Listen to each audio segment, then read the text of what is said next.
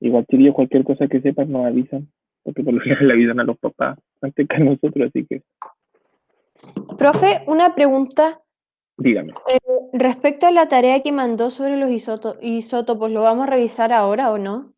Exactamente. Ya. Valky, yo se la mandé, ¿la habrá llegado? La reviso el tiro.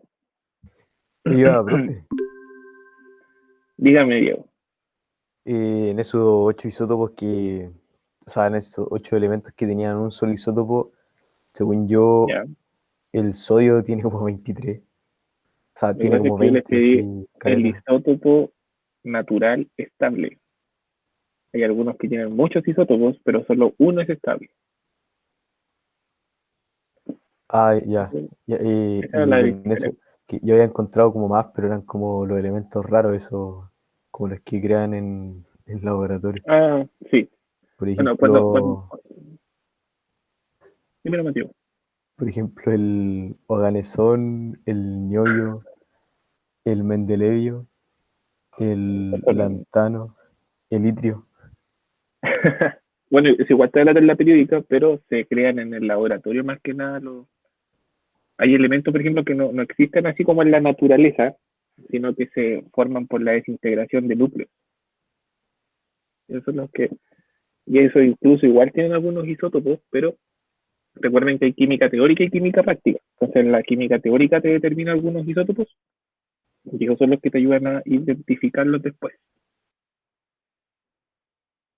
Pero algunos, por ejemplo, son más teóricos que reales. Por ejemplo, estos que uno dice que tiene 20 isótopos, pero realmente, bueno, tienen tantos, pero tienen altos isótopos y el compuesto real tiene uno natural estable. Los demás son todos teóricos. Se podría llegar a obtener, ¿ya? Y si se logra demostrar, duran un par de segundos. Esa es la diferencia. ¿No le mandé los resultados, chiquillos? No, por lo menos yo no lo A tengo. mí sí me llegó. Sí, ya, voy a reenviarlos al tío. Ah, no. Tengo dos ahí que llegaron atrasadillos. Después se los envío, chiquillos, ¿ya? Pero en su mayoría están todos muy buenos. Algunos tienen algunos detallitos porque pillé copias exactas de internet, ¿ya? Muy bien, hay como dos que hicieron un parafraseo, eso no hay problema. Cuando saco ideas de internet, para algunos simplemente copiaron textual, ¿ya? Y algunos detallitos. Pero ahí se los coloqué todo. Cuando revisen la tarea, chiquillos, se la mando después de terminar la clase, a la tardecita. Revisen siempre por Google Chrome las actividades, ¿ya? Porque yo les coloco comentarios, pero si lo revisan por cualquier otro que no sea Chrome, no les van a aparecer los comentarios, ¿ya? Entonces siempre les coloco como les faltó esto, esta parte está literal de internet, o esta parte no era la respuesta necesaria, o esto debería haberlo cambiado por esto otro, o que está excelente el Valky, trabajo. pero Dígame, ¿cómo lo Cristóbal. abro? Porque yo siempre lo abro desde el correo. ¿Hay que abrirlo desde Te Classroom metes o de Classroom, pero te metes a Classroom y ahí abres tu tarea. Ah, y ahí me van a aparecer los comentarios. Sí, pero en Chrome, porque por ejemplo, si tienes Mac y lo abres en Safari, no te aparecen los comentarios. Ya, O si lo gracias. abres en otro distinto a Chrome, no te aparece ningún comentario de los que uno les hace. Ya, vale, Así que gracias. siempre, y si no tiene comentarios, porque la tarea estaba buena. ¿Ya? Ya. Ya, Y si Valky, está muy buena, le llego a colocar ahí felicidades. Está muy excelente su tarea. Dígame, Hans.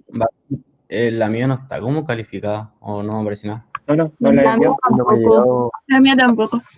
Es porque no las he enviado, dije recién. Me faltan algunas que revisar porque algunos los mandaron atrasados, me di cuenta. Y terminando eso, se los envío.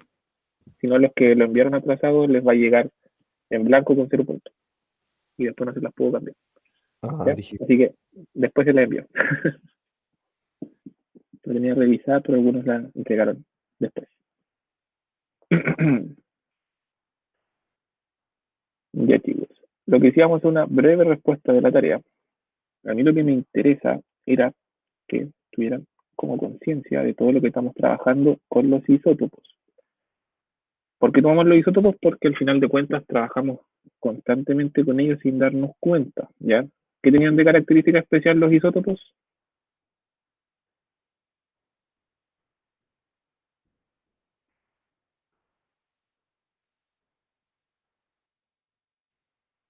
distintos elementos, igual elementos. Son el mismo elementos, mismos elementos, pero con distinta cantidad de neutrones. ¿Y por qué tienen distinta cantidad de neutrones?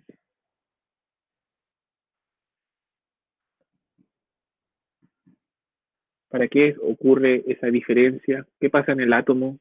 Si tienen que colocarle neutrones más o menos algunos. Porque los protones tienen fuerza de repulsión entre ellos, entonces se les colocan unas cargas para que no salgan disparados.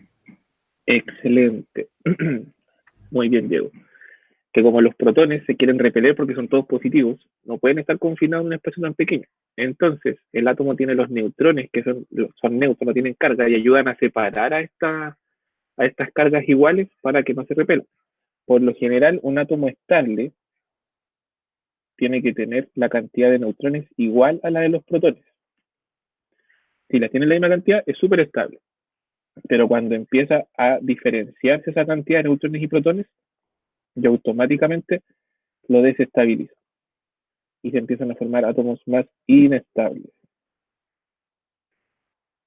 Por lo general, se ve aumentada la cantidad de neutrones, porque a veces cuando uno va aumentando la tabla periódica, se hacen muy grandes los núcleos, y tener un neutrón por cada protón no es suficiente, y tengo que empezar a aumentar más neutrones para poder tener a los protones en el mismo núcleo, si no se me empiezan a eliminar.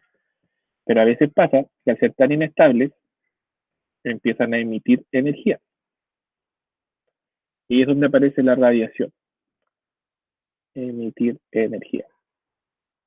Y empiezan a irradiar energía, la pueden irradiar en forma de protones, en forma de neutrones, todo viene del núcleo. Pueden ser cargas alfa, cargas beta, cargas gamma.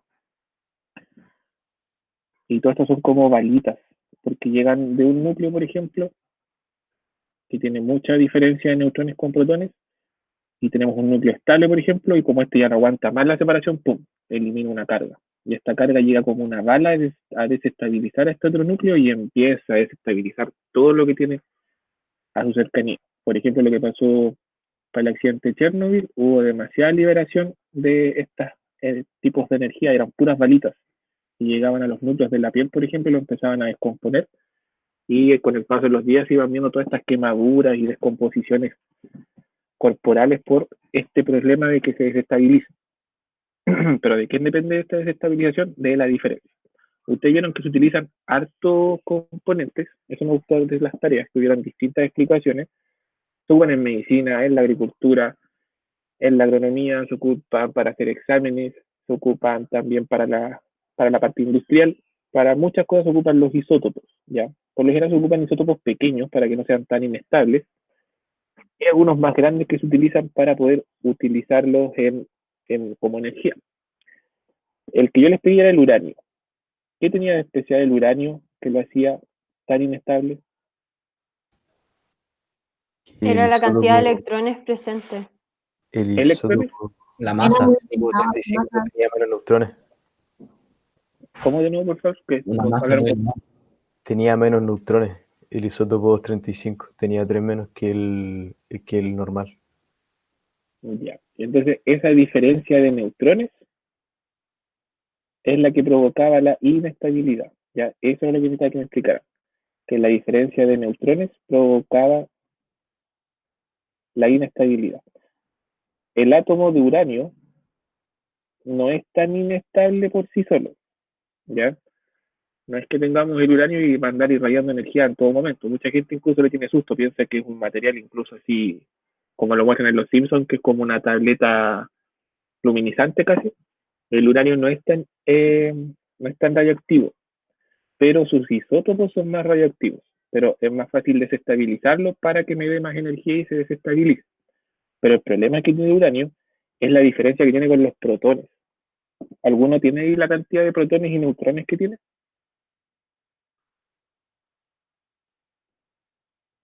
¿Tiene Creo que yo 89 protones? ¿Cuántos? ¿89? ¿88? Ya, creo que mejor lo voy a revisar en la tabla.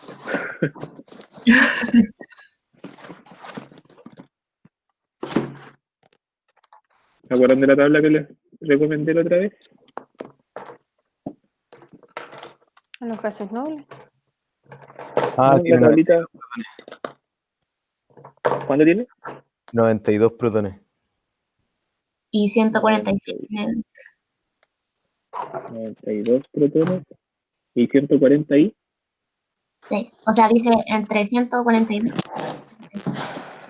calculémoslo, a ver. Tenemos masa atómica 238 y número atómico 92. Tiene 92 protones. Y si a 238 le descuento 92, ¿cuánto es? 146. 146 protones, neutrones, perdón. Entonces, si se dan cuenta, como yo les dije, una estabilidad mayor es cuando la cantidad de neutrones es igual a la de los protones. Pero acá la diferencia es súper grande. Y esto es lo que provoca la desestabilización o que el átomo de uranio sea tan fácil de desestabilizar, por la diferencia que tenemos de cargas en el núcleo. ¿Ya? Esto es lo que da la desestabilidad. Fíjense que el uranio está en los lantánidos, no, perdón, en los actínidos. Está en la parte de abajito de la periódica, en los F. ¿Ya? Sus núcleos, su átomo. El núcleo de ese átomo es grande, es pesadito. Tiene masa 238, tiene mucha partícula. Y se dan cuenta, todos esos elementos de transición, los de más abajo, y en especial estos, los del grupo F, son los que más tienen cantidad de neutrones y protones en los núcleos. ¿Ya? ¿Cuál es el elemento más estable en la tabla periódica? ¿Mm? Hierro. El hierro. El hierro es el elemento más estable de la tabla periódica. Si ustedes, por ejemplo, si hubiéramos tenido un año normal, hubiéramos alcanzado a ver química nuclear, hubiéramos encontrado que el hierro está aquí. Y todos los elementos antes del hierro tienen una igualdad de protones con neutrones. Y después del hierro, si siguieran la línea sería así. Es media, No, ven, mamá. Lávate la Claro, tienes mano. tu audio prendido. Y esa de lavarme las plantas.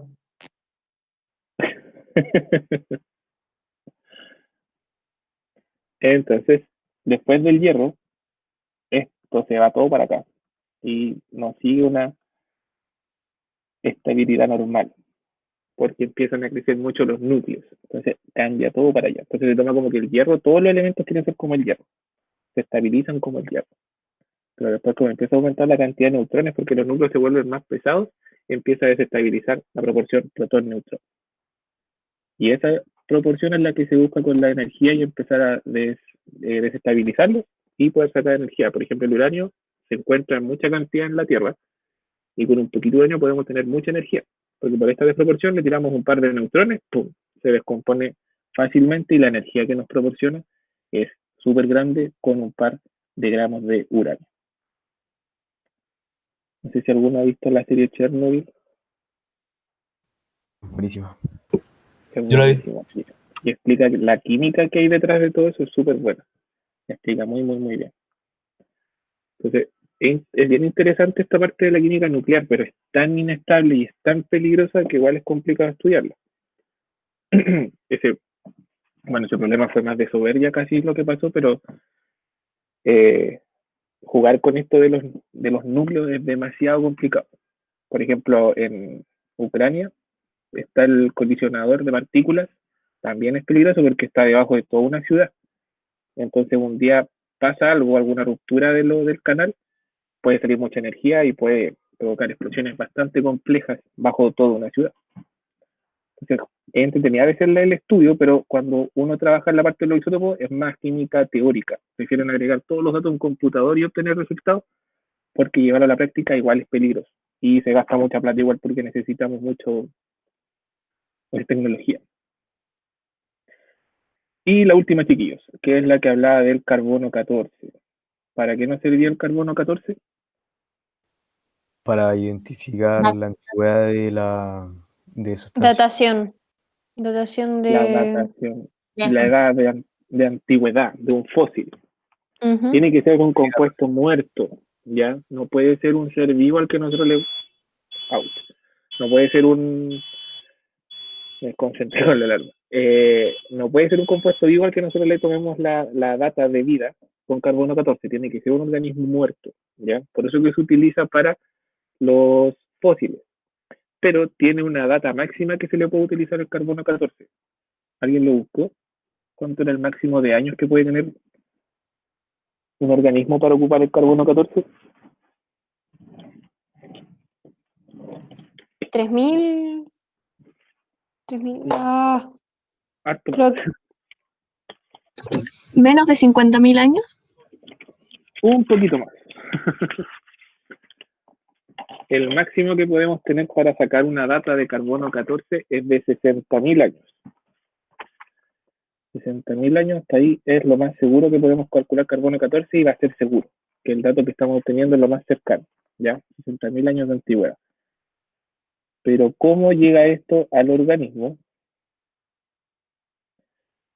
Nosotros tenemos el Sol, la masa grande de energía. ¿El Sol de qué está hecho? ¿Qué se está combustionando constantemente? Hidrógeno. Helio, hidrógeno. Helio e hidrógeno.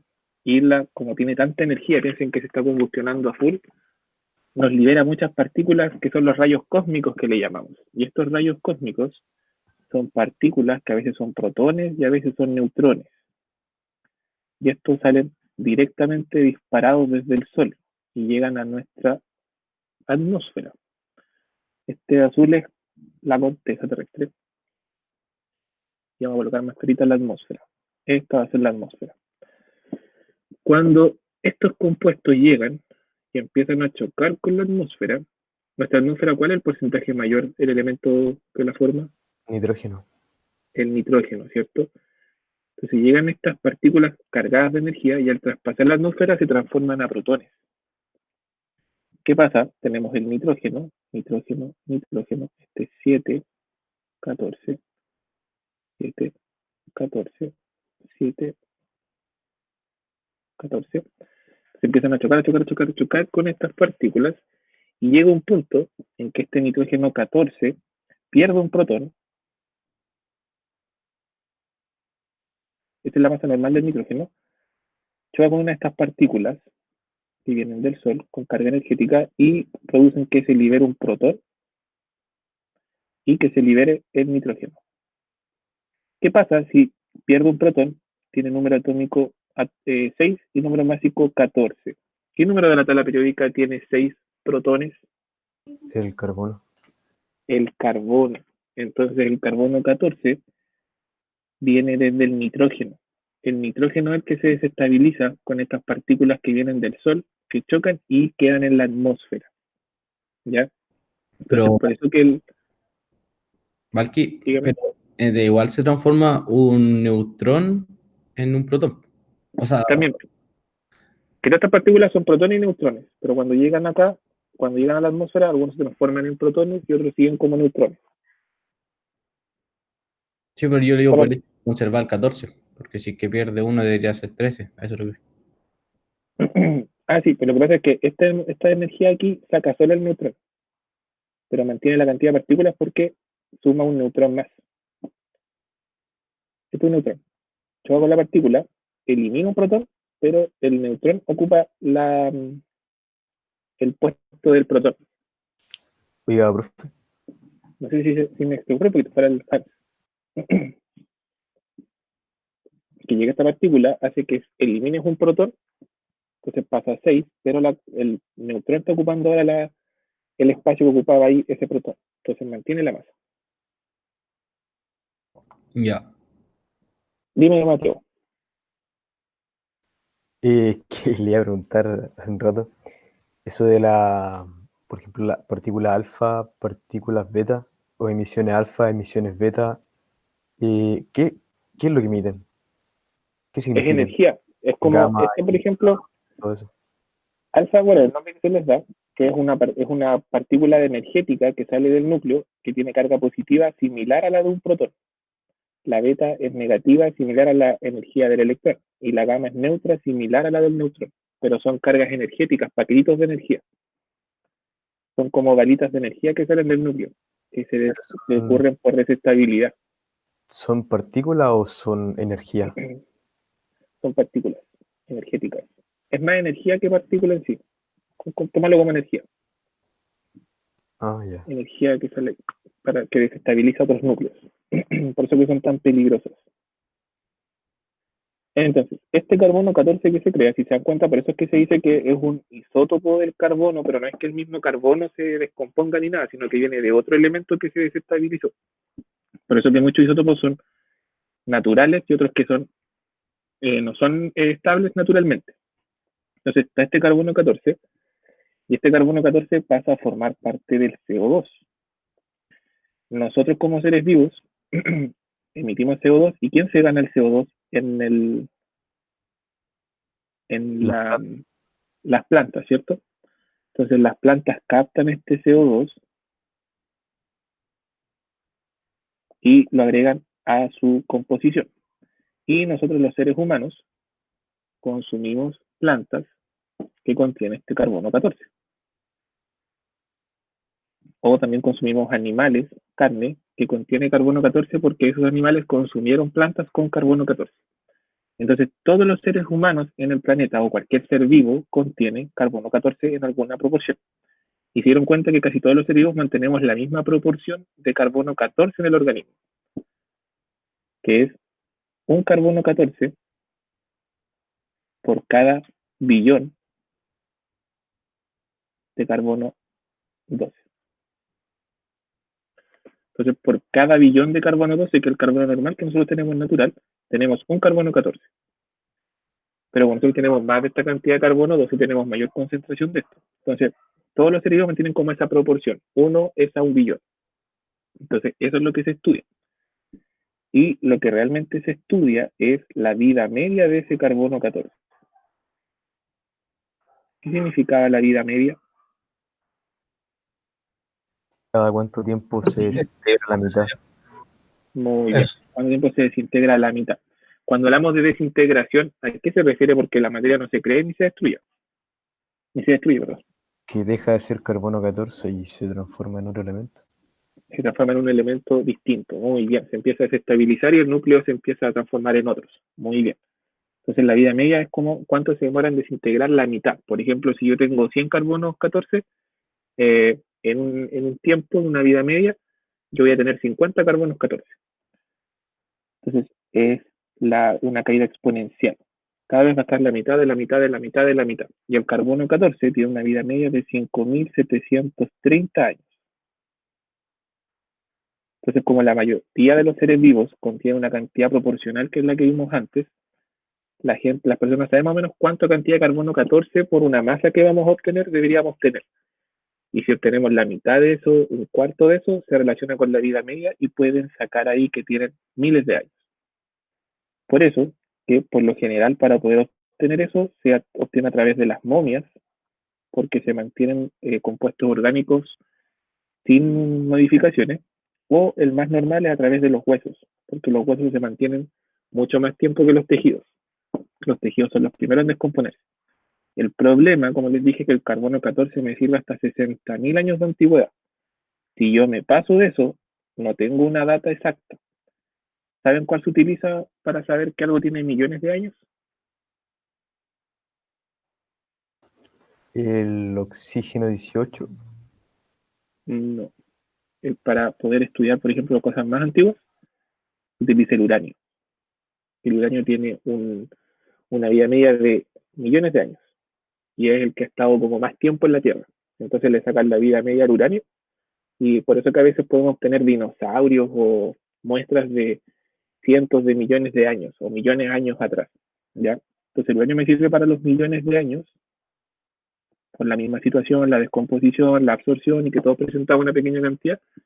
Y tenemos el carbono 14 que este es más específico para los organismos vivos. ¿Cómo llega a nosotros? A través de los rayos cósmicos. Llega el carbono 14, forma el CO2, llega a las plantitas, consumimos plantas y tenemos ahí la cantidad de carbono 14 en nuestro cuerpo. Entonces por eso nos sirve. ¿Ya? Hay un uso bastante interesante. Esto nos ayuda incluso a ver hasta las capas de la Tierra cuánta antigüedad tienen o hace cuánto tiempo atrás se terminó de formar una capa. ¿Queda clarito entonces cómo se obtiene y cómo se usa el carbono 14? Sí. Perfecto. ¿Los demás chiquillos? ¿Todo claro? Profe, ¿por qué Hiroshima es habitable si el uranio tiene tanta vida media? ¿Cómo, perdón? La última parte no te escuché. ¿Por qué Hiroshima es habitable si el uranio tiene una vida media súper larga? Porque la cantidad que se irradió en ese problema que hubo en ese accidente no fue tan grande. Cerca del lugar sí no fue tan, no es tan habitable, pero la ciudad en sí puede habitarse porque el accidente no liberó tanta cantidad y se logró contener a tiempo. Porque tampoco fue hace tantos años, a diferencia de Chernobyl, que ahí se explotó completamente el, el núcleo y se demoraron tiempo en neutralizarlo y taparlo. En cambio, en Hiroshima actuaron más rápido. Y aparte que tenían las medidas para... Después de eso se actualizó muchas cosas y por eso pudieron también canalizarlo. Entonces, dentro del sector donde pasó todo eso está cerrado y ahí está la radiación azul. Pero por ejemplo, nosotros tenemos radiación en todas partes. La diferencia es que la cantidad que tenemos de radiactividad es baja, que no provoca enfermedades ni nada. Pero estamos todos bajo nubes de radiación.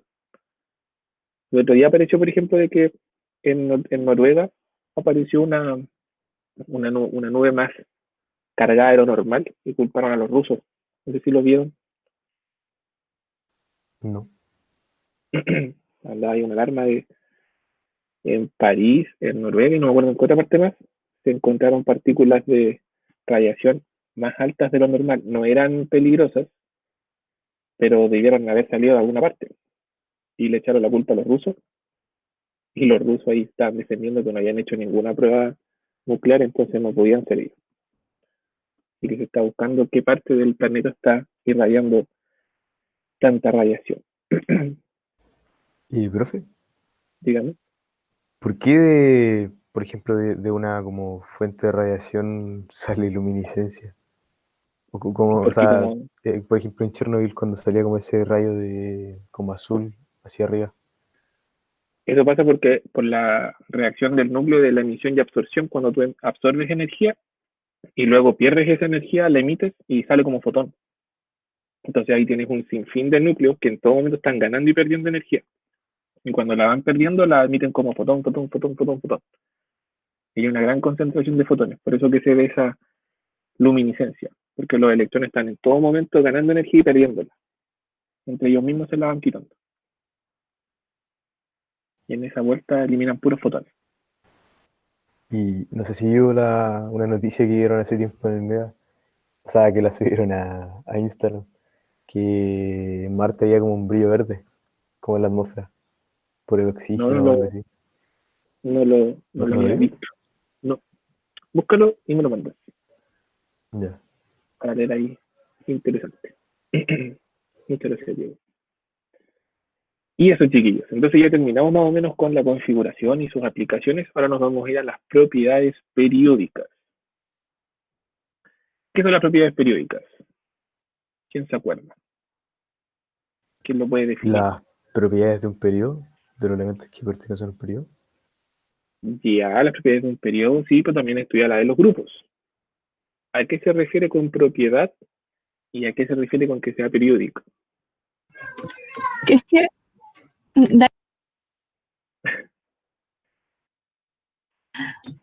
ya, es que los elementos tienen características propias y se repite cada 7 elementos, creo. Por Muy eso bien. Son propiedades, la propiedad, cuando uno habla de propiedad, habla de características, son características que se repiten. Más que encerrarnos a 7 elementos, tomémoslo como propiedades que se van repitiendo, características que se van repitiendo, van aumentando, disminuyendo, pero ese aumento, disminución es constante. Entonces son propiedades que se van repitiendo a medida que avanzamos. Por ejemplo, más que periódica, al hablar de periodo, es de que se repite por cada vez que lo vamos a ir analizando. Nosotros cuando hablamos de la tabla vamos a analizar características por grupo y por periodo. ¿Ya? ¿De cuáles propiedades se acuerdan?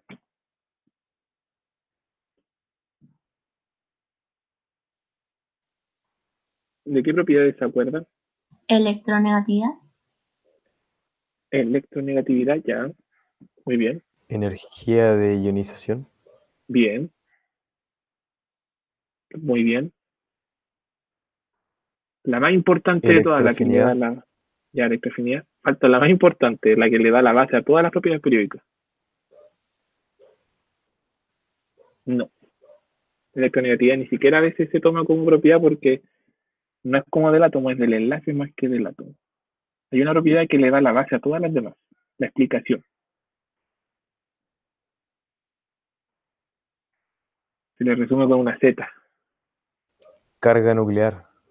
la carga nuclear efectiva. Muy bien, esa es la primera propiedad que uno siempre ve y es la que le da la base a las demás, como la explicación de por qué el radio es así, por qué la electroafinidad es así, por qué la electronegatividad es así. ¿Ya? Entonces, primera propiedad periódica es la carga nuclear efectiva, que es la medida de atracción relativa, o sea, la atracción que tiene el núcleo sobre los electrones. Entre más cargas positivas tiene el núcleo, mayor va a ser la atracción de las cargas negativas. Pero para poder estudiarlo, nosotros lo vamos a estudiar por cada uno de los electrones. ¿Cuál es el problema, chiquillos, que pasa en esta propiedad periódica? Que la fuerza de atracción del núcleo a la capa de los electrones varía ¿Y por qué varía? por la cantidad que hay y por el apantallamiento de los electrones de la capa más cercana. Por el apantallamiento, muy bien. Entonces esto se llama carga nuclear efectiva, pero se resume como Z efectiva. Z por el número atómico, la cantidad de protones y neutrones que tiene el núcleo, que tiene influencia sobre los alrededores. Entonces tomamos, por ejemplo, el estudio del núcleo. Tenemos aquí protones, neutrones. Los neutrones no tienen carga nuclear, sino que son los protones, las cargas positivas, los que están atrayendo a esos electrones. Y se estudia por nivel. Nivel 1, nivel 2. Tenemos dos electrones, por ejemplo. Vamos a cambiar de color mejor. Tenemos el nivel 1s, tiene dos electrones. ¿Estos electrones tendrán carga nuclear efectiva completa? Sí, O sea, por ejemplo, si este tiene, no sé, como se basa en el número atómico, si tuviera el número atómico 6, cada electrón va a recibir carga nuclear 6. ¿Por qué reciben la carga nuclear 6? porque están directamente en relación con el núcleo. Ya, están directamente relacionados con el núcleo. Pero hay un detallito, que entre ellos mismos se van repeliendo. Igual hay un poquito de energía, entonces no reciben 100% 6. Reciben poquito menos, ¿ya? Pero el apantallamiento que ocurre es mucho menor. Por ejemplo, si tomamos ya el segundo nivel, ¿cuántos electrones tiene el nivel 2? 8. 8, ¿cierto? 1, 2, 3, 4, 5, 6, 7, 8 electrones. Cuando hablamos de apantallamiento es lo mismo que uno dice la pantalla de las lámparas, ¿ya? Es algo que me tapa.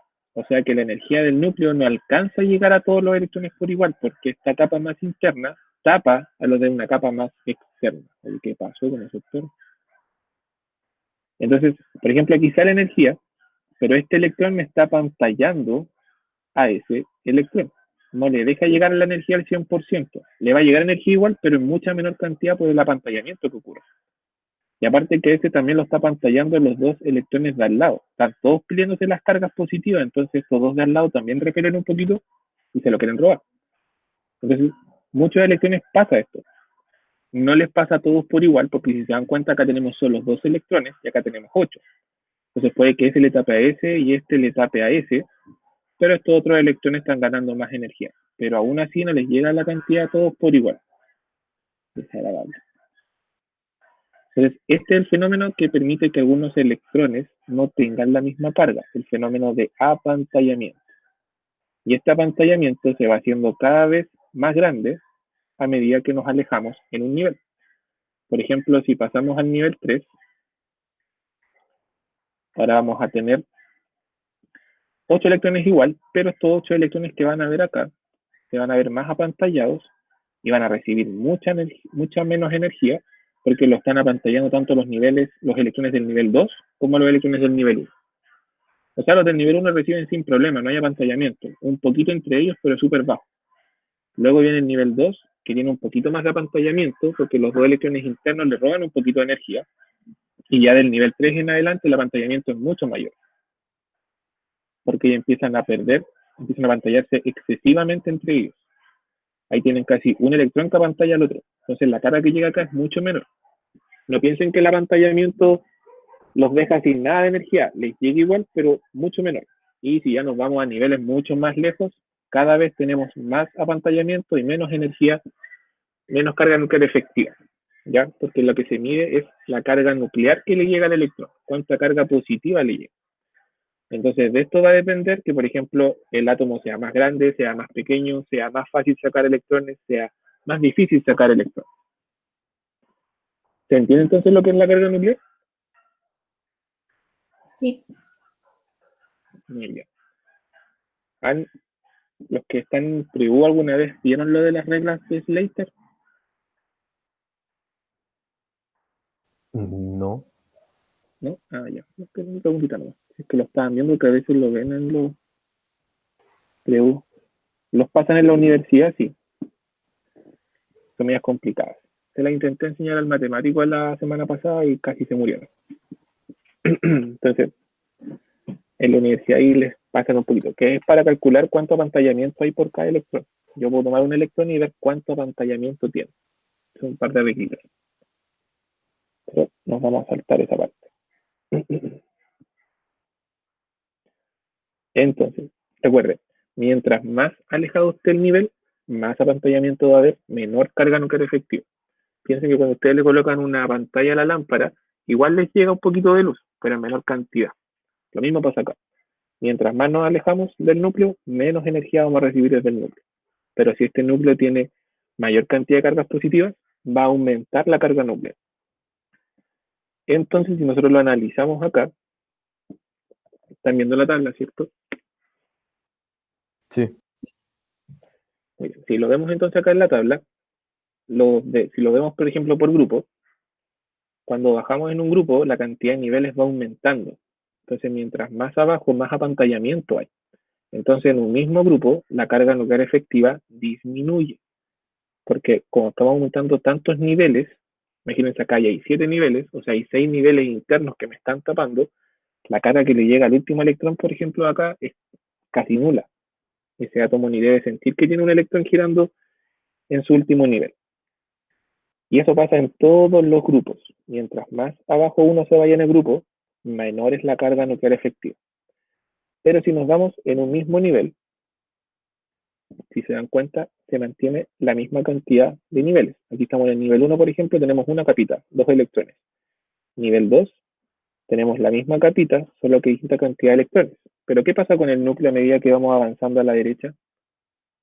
Con las cargas positivas, ¿aumentan o disminuyen? Aumenta. Aumentan, ¿cierto? Entonces, al momento de aumentar hacia la derecha, como aumenta la cantidad de cargas positivas, también aumenta la carga nuclear efectiva.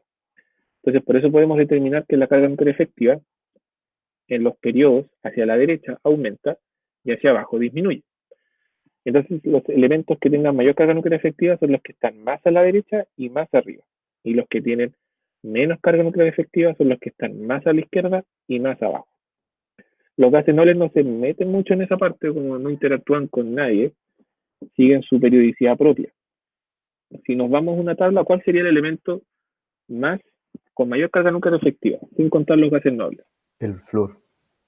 El flúor, muy bien, porque es el que está más a la derecha y más arriba. ¿Y cuál es el que tiene menos carga nuclear efectiva? El francio. El francio, muy bien. Casi todas las propiedades son iguales. El radioatómico es el único que es al lado contrario. Entonces, más a la derecha, más arriba, el flúor. Mayor carga nuclear efectiva porque su núcleo tiene más cargas positivas para atraer a los electrones. Además, tiene solo 2 niveles. En cambio, aquí uno va bajando, 3 niveles, 4 niveles, 5 niveles, se van apantallando mucho. En cambio, acá tiene muchos niveles, y aparte de muchos niveles, tiene muchos electrones y tiene muy poquita cantidad de núcleo, el elemento que tiene menos protones en su núcleo. Entonces, por eso el francio tiene menos carga nuclear efectiva, ¿ya? Entonces, cuando uno les pregunta a veces por qué el flúor es el que tiene, ¿cómo les preguntan? Por ejemplo, ¿cuál es el elemento que tiene mayor carga nuclear efectiva y por qué? El flúor, porque está más a la derecha y más arriba. Esa no es la explicación.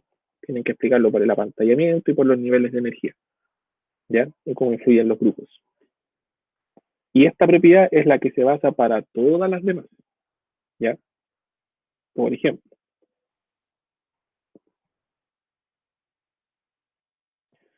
el radio atómico. ¿Cómo influye la Z efectiva en el radio? ¿Cómo se verá alterado por el Z efectivo?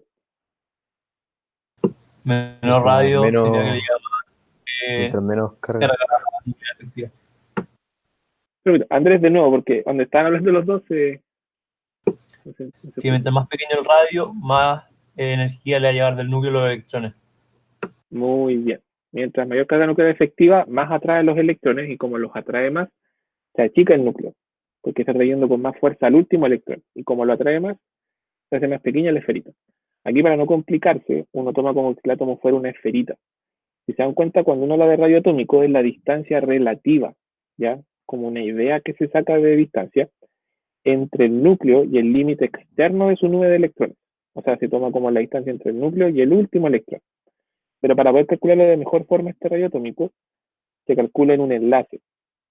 Entonces se toma un núcleo que está enlazado con otro y se parte por la mitad. Entonces la distancia que hay entre un núcleo y el otro la dividimos en dos y tenemos el radio del átomo, ¿ya? Ese radio se va a ver afectado por la Z efectiva. Si veamos acá mejor en un dibujito. Tenemos un núcleo, tenemos otro núcleo. Tenemos que tener otro ejemplo ahí, más cortito. Entonces tomamos la distancia de esto. Oh, qué pulso. Y lo cortamos por la mitad. Y este va a ser el radio atómico. Y esto después lo damos como si fuera una esferita y decimos, por ejemplo, que el átomo es más grande o es más pequeño. Lo mismo acá, este átomo, por ejemplo, partimos por la mitad de ese enlace y lo dividimos. Va. Y hacemos la esferita. Por eso dice que se toma en rayos covalentes, ¿ya? Es un gran detalle. Que para medir el radio atómico se toma en enlaces covalentes, porque en el enlace iónico tenemos una red iónica, entonces no es tan fácil de llegar y tomar ahí las distancias y decir que esa es la forma del átomo. Aparte de aquí nos estamos olvidando de todas las formas de los orbitales. Estamos tomando como que si todo fuera una esferita, como tomar los extremos nomás del electrón. Y como veíamos recién, ¿qué pasa si aumenta el Z efectivo? Esto hace que el núcleo con los electrones se acerquen más. Y al acercarse más, hace que se disminuya su volumen. ¿Ya? Por ejemplo, podría haber sido haciendo atómico, pero cuando hay mayor Z efectiva, el núcleo es más chiquitito. Perdón, la nube electrónica. Es más pequeño. Pero si disminuye el Z efectivo, el último electrón apenas está recibiendo carga nuclear, entonces como no recibe tanta carga, lo atrae súper poco, el electrón tiene más libertad de girar y gira más lejos. Entonces crece su núcleo. Entonces aumenta el Z efectivo y disminuye el radio. Disminuye el Z efectivo, aumenta el radio. Entonces esta es la única propiedad periódica que es contraria a las demás. Si nos vamos, por ejemplo, a la tabla periódica, en este caso, a la derecha disminuye y hacia abajo aumenta. O sea, en este caso, mientras más a la derecha y más arriba, más pequeño es el elemento, mientras más a la izquierda y más abajo, más grande es el elemento. Porque, por ejemplo, acá volvería a repetir, si no tomamos los gases nobles, el más chiquitito sería el flúor. Como el flúor tiene más carga nuclear efectiva, el electrón lo pueden acercar más pequeñito es. Si nos vamos más a la izquierda, más abajo, el último electrón apenas lo están tomando en cuenta, entonces tiene más libertad, crece más el núcleo. Ahí lo podemos observar, por ejemplo, de forma más sencilla. Más a la derecha, más arriba son más pequeños, mayor carga nuclear efectiva. Más a la izquierda, más abajo son más grandes. Así se ve influido el radio atómico. ¿Se entiende, chicos? Sí. Ya. Ustedes les pueden dar cualquier elemento y ustedes lo pueden ordenar. Excelente. Y ahora nos vamos por el radio iónico. Por lo general, si uno utiliza el radio atómico, este es como el más utilizado para analizar las propiedades periódicas. Y en segundo plano está el radio iónico. Acá igual se toma la distancia entre el centro del núcleo del átomo y el electrón estable más alejado del mismo. O sea, aquí más que un enlace lo tomamos como el electrón estable más alejado, pero haciendo referencia no al átomo, sino al ion. Por eso que es radio iónico, tenemos que formar iones. En el caso de los cationes, la ausencia de uno o varios electrones disminuye la fuerza eléctrica de repulsión entre los electrones restantes, provocando el acercamiento de los mismos entre sí. Y eso hace también que se acerque al núcleo, por lo cual hace que el radio iónico sea menor. Si yo le quito electrones al átomo, el núcleo va a sentir mayor atracción por los electrones que tiene, porque ahora va a tener más cargas positivas que negativas. Entonces, si yo le saco electrones, se achica el átomo. Ahí tenemos, por ejemplo, el sodio. Si le quitáramos un electrón, ahora el sodio tiene como cation positivo, tiene un radio de 95 picómetros. Muy distinto al original que tenía 186, porque el último electrón tiene menos interacción, por ejemplo, y se aleja más. En cambio, acá como lo saqué, el núcleo puede atraer con más fuerza los electrones que le quedan y se hace más pequeñito. Entonces, siempre en los cationes, más pequeño es el tamaño al yo formar cationes. Y No eso lo también entendí.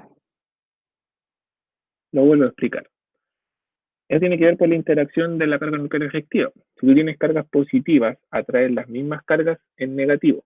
¿Ya? El núcleo, por lo general, todos los átomos que son neutros tiene 5 protones, va a tener 5 electrones. Pero ¿qué pasa si tú le sacas electrones? Ahora tienes más cargas positivas, tienes más fuerza positiva y menos cargas negativas, entonces la vas a atraer con más fuerza. Y si la atraes con más fuerza, tienes más carga nuclear efectiva y se achica el núcleo. Acá tú le sacaste 2 electrones, por ejemplo. Entonces se achicó más el calcio. Al sodio le sacaste un electrón y se hizo más chiquitito.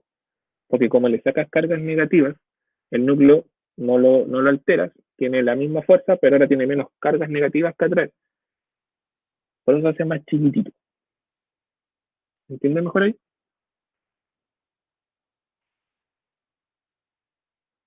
Sí, gracias. Sí, nada. Y en el caso de los aniones, el fenómeno es todo lo contrario. El exceso de carga eléctrica negativa obliga a los electrones a alejarse unos de otros, por repulsión, para establecer las fuerzas eléctricas. De modo que el radio iónico es mayor que el atómico en el caso de los aniones. ¿Ya? Como yo aquí le estoy agregando carga negativa, mayor a la que el núcleo puede tolerar, que el núcleo aguanta las mismas cargas negativas de las positivas que tiene como núcleo propio. Entonces, si yo le voy agregando más electrones, se le hace más pesado. Entonces, no tiene la misma atracción y empieza a soltar un poquito los electrones y se hace más grande esa nube. Entonces, el átomo crece un poquito más. ¿Ya? Entonces, si yo le quito electrones, se hace más pequeño. Si yo le agrego electrones, se hace más grande. ¿Se entiende entonces cómo influye ahí las cargas para los rayos? Sí, ¿Es por profe. la repulsión más que nada? Tanto por la repulsión como por la carga nuclear efectiva. Porque, por ejemplo, la repulsión hace que ahí se alejen más los electrones, se quieran separar más. Y también porque el núcleo no puede tolerar, no tiene la misma fuerza que antes. Le agregaste más electrones, se separa. También tiene que ver ahí es tanto la repulsión como la carga nuclear efectiva. Ah, ya. Si lo vemos en la tabla, se mantiene igual que el radio atómico, mientras más a la derecha y más arriba disminuyen los rayos iónicos, porque, por ejemplo, el flúor gana, se hace más grande. Se parece al neón. A ver, espera, me confundí ahora. No, espera. Los rayos iónicos disminuyen Profe, hacia la derecha y aumentan hacia abajo. Dígame. pero no sería al revés, que aumentan hacia la derecha. Es que lo toma, sí, la verdad que en realidad debería ser aumento hacia la derecha. Esto lo saqué del libro lo de leer porque sale así después. Pero por ejemplo aquí están neutros, por eso lo toman así. Pero por ejemplo el caso del flúor, ¿qué pasa si yo me parezco al neón? ¿Aumento o disminuyo? Aumenta. Aumento. Vamos a colocar al otro lado al tiro.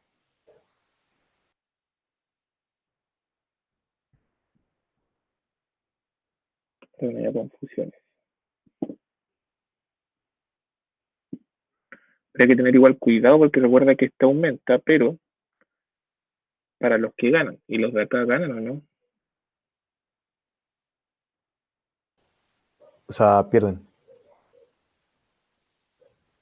Pierden, ¿cierto? Entonces no podemos tomarlo tampoco que todo hacia la derecha.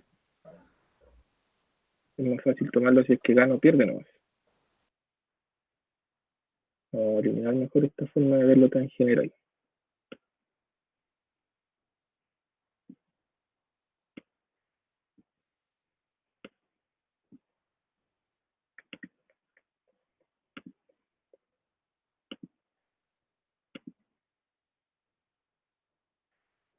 Voy a explorar el mejor y lo voy a subir ahí, porque si no vamos a estar aquí mucho rato. Ya. Estoy borrando más de veras. Entonces, tenemos que tomar el elemento y ver cómo va a ir influenciando si es que se va a hacer más grande o más pequeño. Si gana electrones, como en el caso, por ejemplo, del flúor, se va a hacer más grandecito, porque ya no va a ser el flúor normal, sino que va a tener una carga negativa extra. Algunos pueden decir, pero profe, si gana un electrón, se va a parecer al neón, y el neón es más chico que el flúor. ¿Por qué el neón no es más chico que el... ¿Por qué el flúor -1 no es más chiquitito, hacer como el neón? El neón tiene más protones. Exactamente, tiene más protones el neón, entonces por eso no va a ser igual. Tienen que acordarse que cuando se parece al neón se parece en carga eléctrica, pero el problema es que el flúor no tiene la misma cantidad de protones que el neón y no puede atraer con la misma fuerza esos electrones. Le estamos sumando ahora. En cambio acá, por ejemplo, el magnesio si pierde 2 electrones, ahí sí cumple de que se hace más chiquito que el neón, como el neón. Pero aquí es porque pierde cargas negativas, y como pierde cargas negativas, el núcleo no cambió y tiene más fuerza para poder atraer esos electrones. Entonces, siempre que yo pierda, me hago más pequeño, siempre que yo gano, me hago más grande. Y a lo mejor te digo que la otra parte ya tiene más profundidad y nos queda poco rato. Y quiero avanzar con lo otro mejor con ejercicio de la próxima clase. Entonces, rayo iónico, rayo atómico y Z efectiva. Así vamos a ver hoy día y la próxima clase terminamos con eso y hacemos una actividad con un par de puntitos en la misma clase. ¿Ya, chiquillos?